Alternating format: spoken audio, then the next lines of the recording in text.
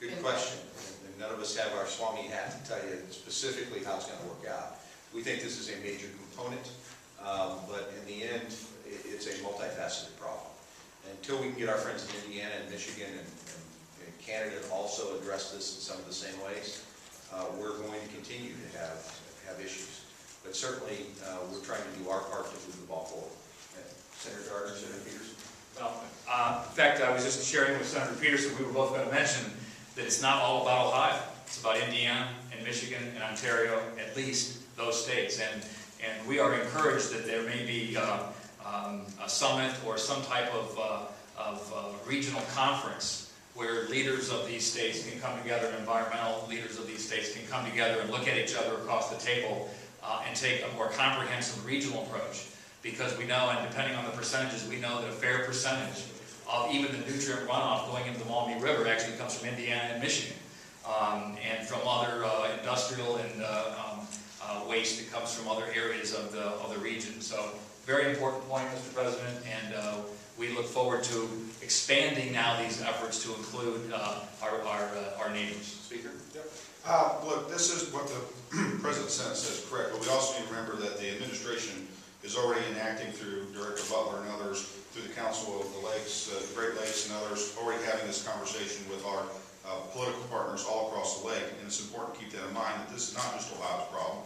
It's something that we have to focus on, and this is not going to be a quick solution, but it's a major step in the right direction. And there are other issues that we can continue to talk about. House Bill 101 is one of those, and I'll ask Representative Paul to step forward and talk a little bit more about some of the solutions he's working on now.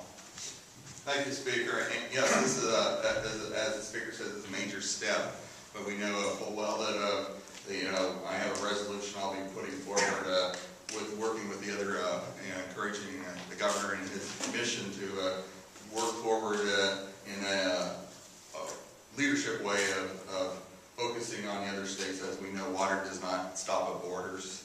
We know that we have to have our partners in the other states focus on the same thing, and Ohio is taking the lead as this bill, Senate Bill 1, will be focused on, and I expect other states will focus on this bill. But we also have House Bill 101, which will just start the early process of reassuring the general public of clean drinking water with an early warning system. Also we will also be focused on nutrient trading and sewer and water issues, septic issues, as each state has their own issues. Canada has a septic problem along the shores of their northern shore. And then we also have, unfortunately, the situation in the city of Detroit with the solid waste being pumped into the river, and anyone who sees the flowing of the maps and what happens, and you just see that it's a matter of time that Detroit sludge ends up in the bay near Toledo. So we have to focus on working with our partners, but also we're going to have to also work with our local soil and water districts, and working and partnering with the people on the ground. And so there's a lot of legislation that's going to happen. Some may be in the budget, some may be standalone bills. I think we have time for one more question.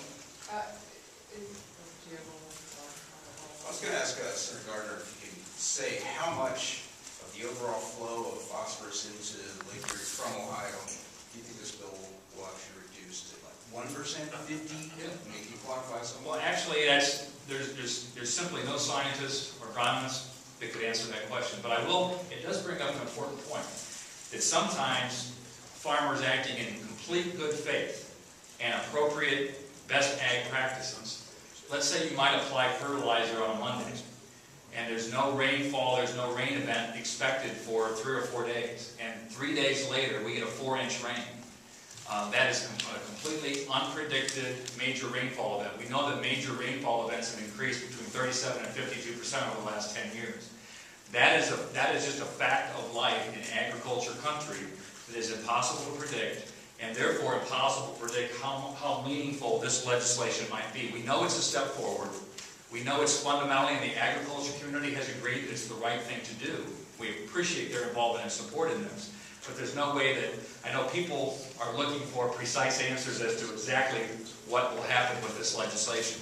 We know it's another step in the right direction.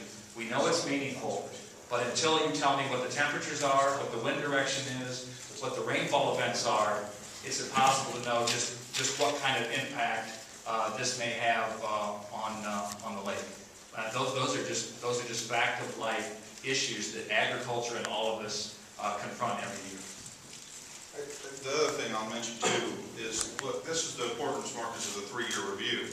Look, we don't know, science is, we said this a little earlier, and I think Senator Gardner brought this up, is, you know, you have to let the data be collected. We don't want to run this by emotion. We've got to make sure we're doing the right things. And even in the scientific community, hypotheses and theories always change. They're always evolving. So we have to let this kind of work its process, see where it goes, and continue to correct it from there. I think that's, we learn